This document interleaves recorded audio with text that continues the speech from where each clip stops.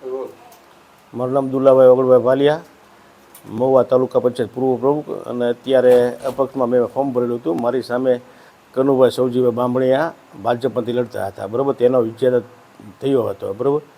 અને હું રાત્રે 11:30 મારા ઘરે સૂતો હતો, તો મારા ઘર પાસે આવીને ફટાકડા ફોડતા હતા. એટલે મેં મારા ઘરનો દરવાજો બારણું ખોલ્યું, તો મેં બારણું ખોલ્યું, ત્યાં મારા ઘરની સામે જીતુભાઈ બબ્બાભાઈ ભીલ હથિયાર લઈને ઊભા હતા. સીધો મારી ઉપર એને પાઇપનો ઘા કર્યો, બરાબર. દિવાલ સાથે અથડાતા મેં મારો દરવાજો બંધ કરેલો હતો. અને પછી મેં 112માં ફોન કર્યો. તો એંગેજ આવતા મેં પછી રૂરલ પોલીસ સ્ટેશનમાં ઝાલા સાહેબને ફોન કર્યો અને ડીવાયસપી સાહેબને ફોન કરેલો હતો.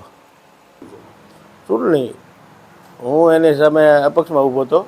મને ટિકિટ નહીં મળતા હું અપક્ષમાં ઊભો હતો અને તેમણે ટિકિટ આપતા એ વિજય થયા રાત્રે. હું મારા ઘરે સૂતો હતો, બરાબર. અને રાતે મારા ઘરે 11:30 ફટાકડા ફોડી અને હું જોવા જતાં મારા ઘર ઉપર હુમલો કર્યો હતો. સામે કનુભાઈ હથિયાર લઈને સામે ઊભા હતા અને જીતુભાઈ મારી ઉપર હુમલો કર્યો અને એમની સાથે 5 થી 7 વ્યક્તિ હતા.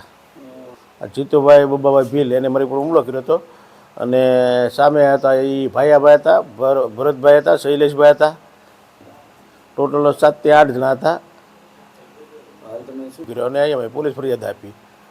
અને આ બધા માફિયાઓ છે, ખાણ ખનીજ અને દારૂના અડ્ડા ચલાવે છે.